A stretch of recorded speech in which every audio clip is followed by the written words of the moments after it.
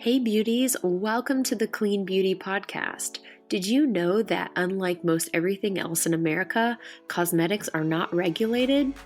This means that corporations can use thousands of potentially harmful ingredients that I personally know can cause health problems. I'm your host, Cassandra McClure. I've been in the beauty business for over 10 years as a celebrity makeup artist that advocates for safer and more sustainable cosmetics.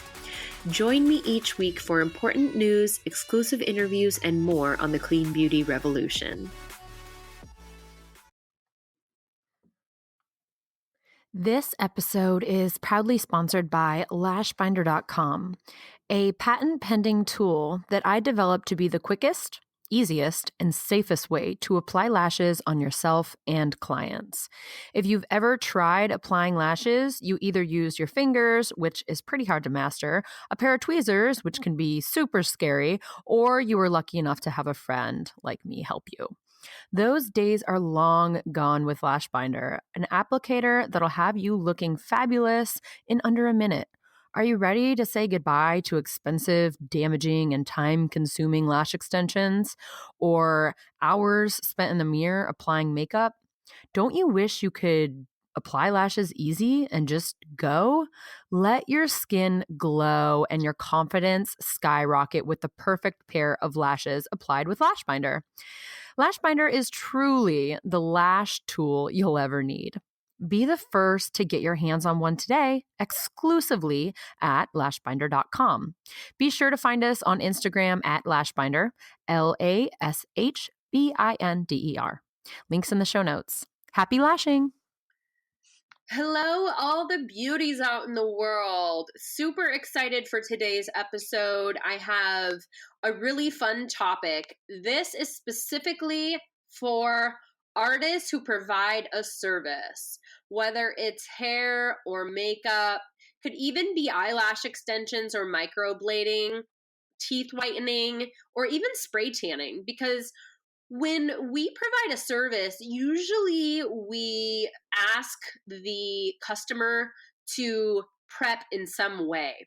So you can call it a beauty timeline, you can call it a prep guide, but I have a clean beauty timeline that I like my clients to follow. And I expect that they follow that.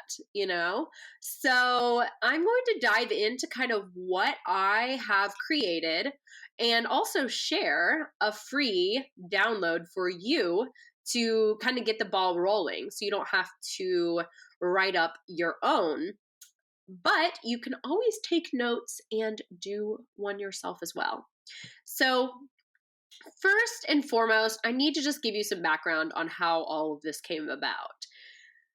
After several years of being a makeup artist, I started to see patterns with my clients. And a lot of times they were a little annoying because these brides and mothers of the brides and bridesmaids would ask me the same exact thing.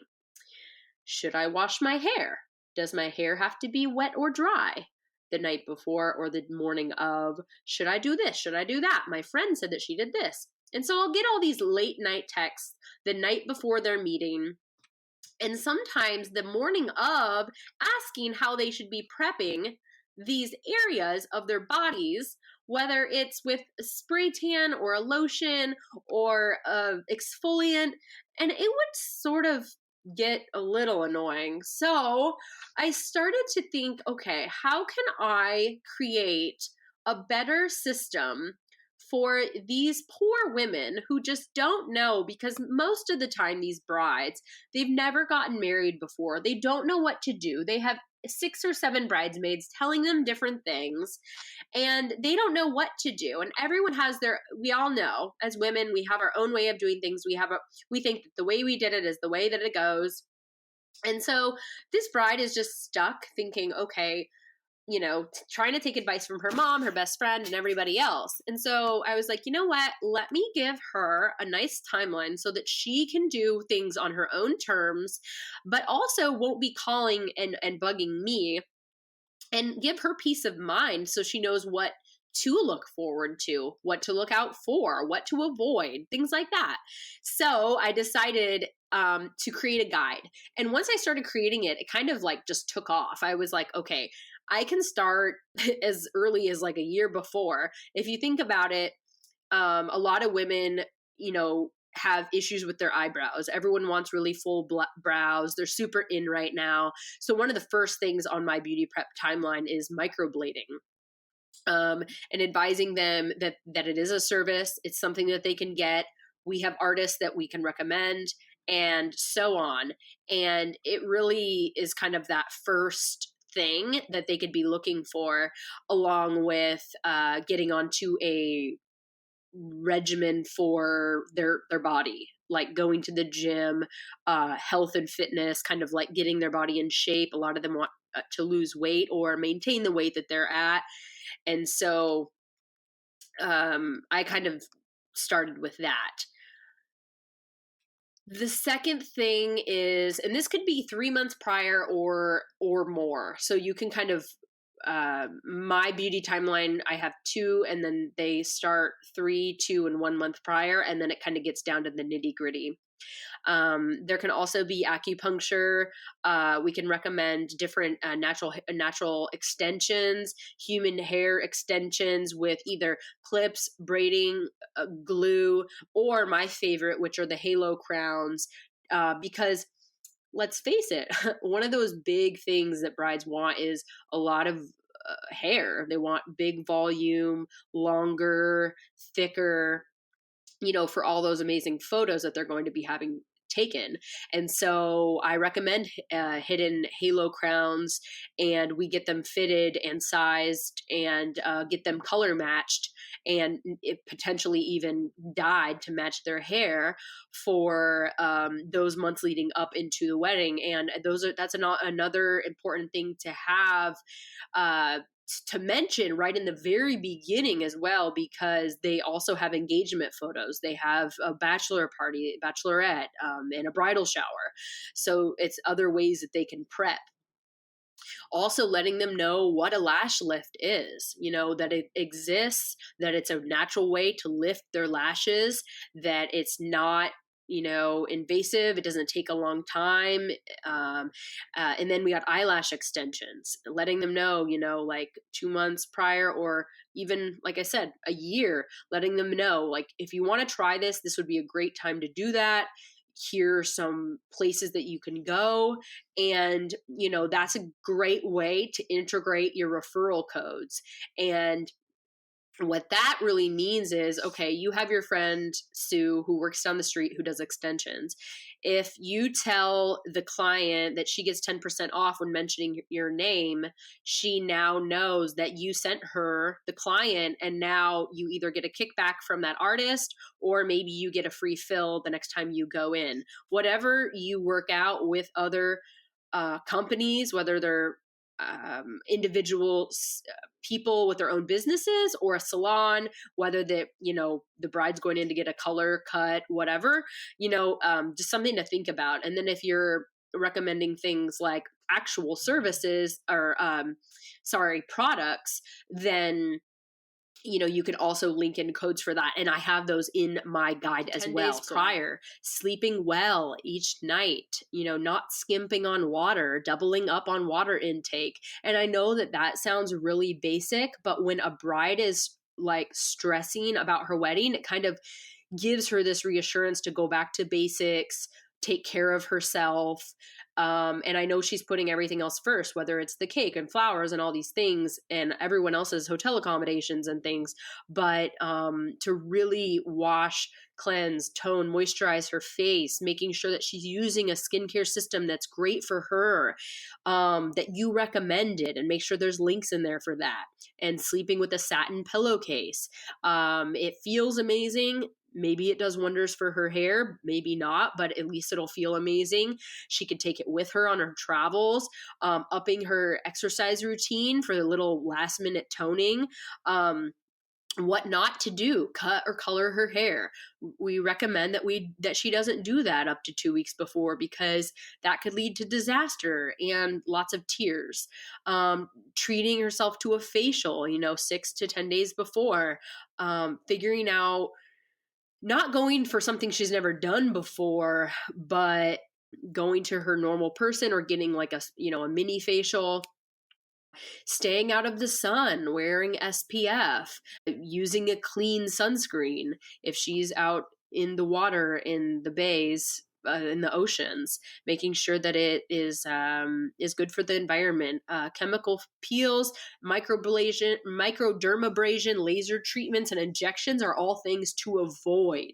We want to make sure that the bride isn't going and getting a last minute fill in her lip right before, because then we have to worry about bruising and other things. And it's just safe to leave all of the peels and harsh chemical treatments and things for months before or after the wedding. And then 5 days before, beginning a daily exfoliation regimen, getting something that can slough off the dead skin, clear blemishes, and recommending an exfoliator just for her. Maybe sending her a little gift pack in the mail with a few sample of products that she could use that she might like or might need a refill on. If you are her esthetician or cosmetologist, you should know these things about your bride. You should be prepping her in the right ways, maybe sending her something special, whether it's take a bath or, treat herself. If she loves chocolate, send her something like that with a nice card telling her you're so excited. And then also in the timeline, letting her know to amp up her vitamins, scheduling her eyebrow and bikini wax only if she goes regularly. And then if she wants a golden glow and she's already had an airbrush tan before, she needs to try to go with an organic sunless tan and getting that done 2 to 3 days prior, so the color isn't going to stain her white dress. And then wash and blow dry her hair. Depending on what hairstyle she is doing, she should be washing her hair prior. And then 2 days before her event, getting her final mani and pedi, making sure that that is nice and perfect. I recommend definitely doing a gel polish over so that it lasts through the honeymoon. Basically, the last kind of few things are things that she should have with her, but honestly, the bridesmaid, her maid of honor or mother, should have these to take some stress off of the bride. But it's an emergency kit, and a lot of nowadays, a lot of bridal wedding planners have this, but they might not be around, they might run out of something, so it's good to have a backup. And a couple of those things are safety pins, double-sided sticky tape, a sewing kit, a pair of scissors, a bleach pen, bobby pins, hairspray, blotting papers, mints, razors, deodorants, Band-Aids, small pack of tissues, clear nail polish, an emery board, nail clipper, makeup remover, stainless steel or paper straws, a Diva cup or tampon, anything else you might need. And, it's just good to be prepared. If there's oily hair, dry shampoo, think of things that you usually have. Don't forget your eye contact lens case and solution, little things like that. Maybe a couple extra quarters. Maybe you're getting married downtown and you need some money for a meter or some tip money for some of the people bringing in bags and luggage. Just little things that you might not think of before. Try to walk yourself through a bride's day and add in those things for her so that you are her saving grace. If she's getting married in Bermuda and she's getting married on an island, think of things that, might be of comfort that she might not be able to get on the island. I know for me, I just went and I brought my own shower cap and I brought my own tea. I have a special tea that I love to drink in the morning. And if you know that about your bride or the mother or anyone in the bridal party, bring those extra goodies for them. Maybe there's, like I said, chocolates or something. And then the day of is kind of the one that we get a lot of questions about. They usually aren't contacting you 2 months before asking you how they should sleep. But one thing that I do get a lot, and I have heard from a lot of other artists that's a little frustrating, is getting those like late night calls like, should I take a shower right now?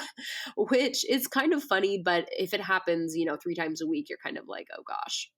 So this depends again on your bride, but you will send this out after the preview. Once you know how you're styling her hair, if you're doing a blowout, clearly you don't need to tell her to wash her hair any certain way. But she should be using a nice cleansing balm, prepping her face if she can. So every moment counts on the day of the wedding. We all know it flies by. So as an artist, I like to tell them to use this under eye cream, use an exfoliant or a lip conditioner. So when I get there, their face is prepped and ready for makeup. This especially for the bridesmaids, because we don't have time to do a full skin prep on each bridesmaid. Saving 5 minutes per person adds up when you have 10 people. And so that's why it's important to send these guides out, letting them know little things that they might not think about. Like, a bride might be thinking about her figure, so she might not eat something, but telling her to start with a light, healthy breakfast, to incorporate whole grains, protein, fruit, to provide sufficient energy so that she doesn't pass out. We want her to remember every moment. So letting them know, I mean, most of the time our brides are drinking champagne, right? Or grape juice or whatever, but making sure that they're not drinking dark colored wine or eating dark colored foods like berries, because we're trying to avoid those stained teeth. Making sure they're not sitting around in their bra, because those indents, especially with all the backless and shoulder strapless dresses and tops that they're wearing, it'll just look bad in those first initial photos, especially the getting ready photos. And if a bride or bridesmaids are wearing their hair up and they don't wear it up often, take an Excedrin with their meal. Okay, a lot of people don't think about that, but it is good so that they don't have a headache later on. Allow time to shower. I don't know why or how, but a lot of times we arrive to a venue at 8 o'clock because that's when we're scheduled to get there, and then the bride hops in the shower. It happens all the time. But with the beauty prep timeline, we tell them that needs to happen before we arrive. And we make sure that that's in bold, because we don't want to be stressed for time. And they know if they wake up late and they answer the door as we get there, that it is not our fault, and now they're already stressed out. So they want to make sure to turn on their alarm clock and do that before. And also to allow time to have a moment of silence. They need to be in this Zen mode to start their day. If a bride isn't, hell will freeze over. It's just not fun for anyone, and it's her day. She should have that moment, whether she needs to kick everyone out of a room or she has to a prayer with her mother or whatever it is. She should have moments to herself. And then I always recommend spritzing a rosewater mist, kind of like giving herself a little, whatever regimen, whatever things she needs to do, whether it's drink a cup of coffee or have some tea or whatever, she should be preparing for that. And then I always let everyone in the bridal parties know that we try to stay as sustainable as possible, and we use as less amount of plastic as possible. So to decrease our plastic waste, we use disposable wands. But we try not to use them, though. I mean, we do have to stay sanitary. But when they bring their own mascara wands, which everyone has mascara, they bring their own, we use their mascara. Yes, sometimes we know everyone cries, so we have to have special waterproof. But if they aren't going to cry, or they have their own waterproof mascara, it's better than us using a disposable. Same thing for a beauty blender. If you have a sponge, we always recommend that they bring theirs, but we do provide for our luxury packages a new beauty blender for them. So it depends on the bride and her bridal party. And then lipstick and gloss. Most bridesmaids, I don't know what happens with weddings, but it's really hard for me to put myself in those shoes because I bring lip gloss with me literally everywhere. But if you ask a bridesmaid, usually like do you have lipstick for later? They all look at each other and say no. And so I don't know why, but this is why I've incorporated lipstick or gloss, because they think that if they have, for some reason, I think that they think when they have their makeup professionally done, the lipstick lasts longer or something after they eat, but that's not true. Our lipstick lasts just as long as when you apply lipstick. We just might apply it a little straighter. But after eating and drinking, I mean, you're eating and drinking all morning. You're having pastries, you're drinking coffee, you're having mimosas, you're taking pictures, you're like kissing each other. It's like, no, okay, you have to have a lipstick or lip gloss. We're not going to use 1,000 spoolies to touch you up every single time you decide to have a smoke or do whatever you're doing. And then touch-up powders or blotting papers. Again, we include these with a little gift bag of goodies for each bridesmaid when they have a luxury package. But if they don't, they should think about, the bride can purchase them from you. She could pre-purchase like blotting papers, extra lipstick. She can purchase them for the bridesmaids, or we send this out and they all bring their own, or they bring their own tissues, maybe tissues for crying, and then blotting papers for whoever gets oily. And then one person kind of designated with like a little, either one of the guys hold it or one of the girls has like a little mini purse or, an insert that goes into their dress that they can fit like a couple emergency things like a lip gloss, a couple blotting papers, and a few tissues, which most people can fit into their dress pretty easily. And there's lots of different things nowadays where there's like little pockets and things like that you can kind of incorporate. So that's pretty much what's incorporated into the prep guide and how it helps in so many ways. We get so many thank yous after sending this out to brides who, we might not even know when these are used. I think that they're used way before the wedding. This is just such a great thing to have. And it gives them a lot of information, and now they're going to look to you. And if there's other questions that they ask or something that like maybe you forgot, I'm always adding to this list, like my master file, and then sending it out to new brides or new clients, whether they have events or whatever. But that pretty much wraps up the guide for beauty prepping. And I hope that helped, and make sure that you go on to our iTunes to leave a review. I would greatly appreciate it. And I'd love to start reading some amazing reviews from all of you beauties out there. So, all right. So that's it for this week's episode on the Clean Beauty Podcast. Thanks for tuning in. And don't forget to head over to iTunes to review, rate, and subscribe to the channel. Until next week, stay beautiful.